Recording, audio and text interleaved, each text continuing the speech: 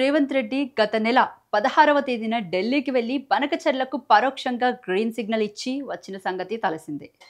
హైదరాబాద్లో ఉన్నప్పుడు బనకచర్లను వ్యతిరేకిస్తాం, ఎంతవరకైనా వెళ్తామంటూ బీరాలు పలికిన రేవంత్ రెడ్డి తీరా ఢిల్లీలో సంతకాలు పెట్టి రావడంపై ఇప్పటికే కాంగ్రెస్లో తీవ్ర ప్రకంపనలు సృష్టిస్తుంది. ఢిల్లీ పర్యటన తర్వాత జరిగిన రాష్ట్ర మంత్రివర్గ సమావేశంలోనూ బనకచర్ల అంశం ప్రధాన ఎజెండాగా చర్చ జరిగినట్టు తెలిసింది. ఈ సందర్భంగా ఓ సీనియర్ మంత్రి లేచి తెలంగాణకు ఏ మాత్రం ప్రయోజనం లేని ప్రాజెక్ట్ గురించి మనం ఎందుకు ఉరుకులాడుతున్నాం అని సీఎంను గట్టిగా నిలదీసినట్టు సమాచారం.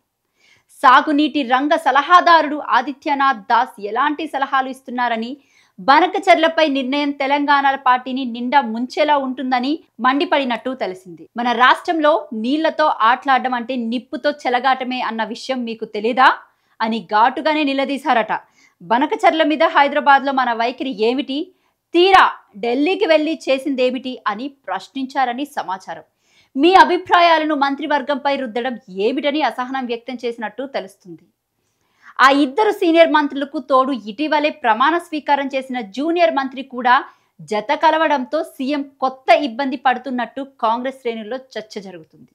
ఇంతకీ మీ ట్రాప్లో చంద్రబాబు నాయుడు పడ్డారా, లేకపోతే చంద్రబాబు నాయుడు ట్రాప్లో మీరు పడ్డారా, లేదా మీ ఇద్దరు కలిసి మోదీ ట్రాప్లో పడ్డారా అని గట్టిగానే ప్రశ్నించినట్టు సమాచారం.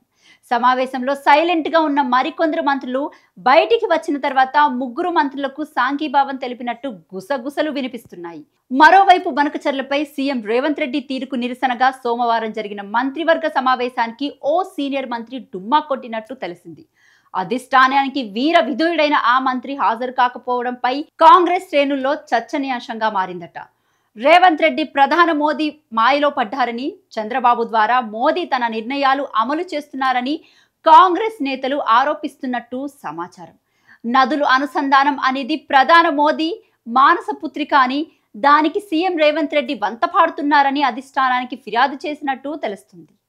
నీళ్లను కృష్ణా నది గుండా కావేరీ నదిలోకి తీసుకెళ్లడం ద్వారా త్వరలో జరగబోయే తమిళనాడు అసెంబ్లీ ఎన్నికల్లో ఓట్లను పండించుకోవాలనేది మోదీ స్కెచ్ వేశారని విశ్లేషిస్తున్నారు. మోదీ తన ఆలోచనలు సీఎం రేవంత్ రెడ్డికి, చంద్రబాబు నాయుడుకి సహకారంతో అమలు చేస్తున్నారని గుసగుసలు వినిపిస్తున్నాయి.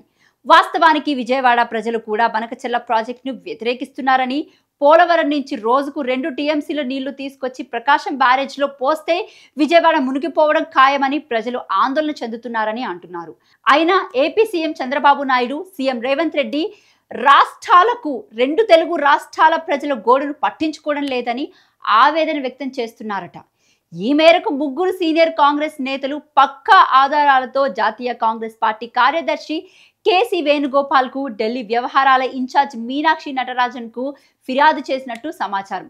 కృష్ణా గోదావరి జలాల బనకచర్ల మీద మంత్రివర్గ సమావేశాల్లో జరుగుతున్న చర్చ ఒకటైతే, బయట ప్రకటిస్తున్న నిర్ణయాలు పూర్తి విరుద్ధంగా జరుగుతున్నాయని, మంత్రివర్గ సమావేశాల మినిట్స్ ను విడుదల చేస్తే అన్ని వివరాలు బయటకు వస్తాయని అధిష్టాన పెద్దలకు వివరించారట.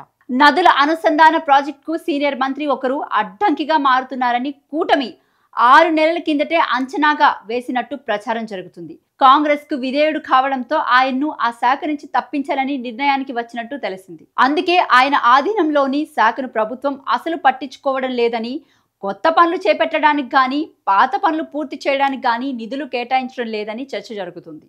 పైగా కూలుడు, విచారణలు, కమిషన్లు వంటి గొడవలు తప్ప రూపాయి ఆమదాని లేదని, శాఖ ఎందుకని ముఖ్య నేత సన్నిహిత వర్గం రెచ్చగొట్టినట్టు తెలిసింది. చివరికి ఈ పదవి నాకొద్దు అని ఆయన నోటితోనే చెప్పేదాకా పరిస్థితిని తీసుకొచ్చారని చెప్తున్నారు. ఇటీవలే జరిగిన మంత్రివర్గ విస్తరణలో ఆయన ఆ శాఖ నుంచి తప్పించాలని భావించగా ఎవరి శాఖలు మార్చవద్దని అధిష్టానం ఆదేశించడంతో ప్లాన్ ఫెయిల్ అయినట్టు తెలిసింది.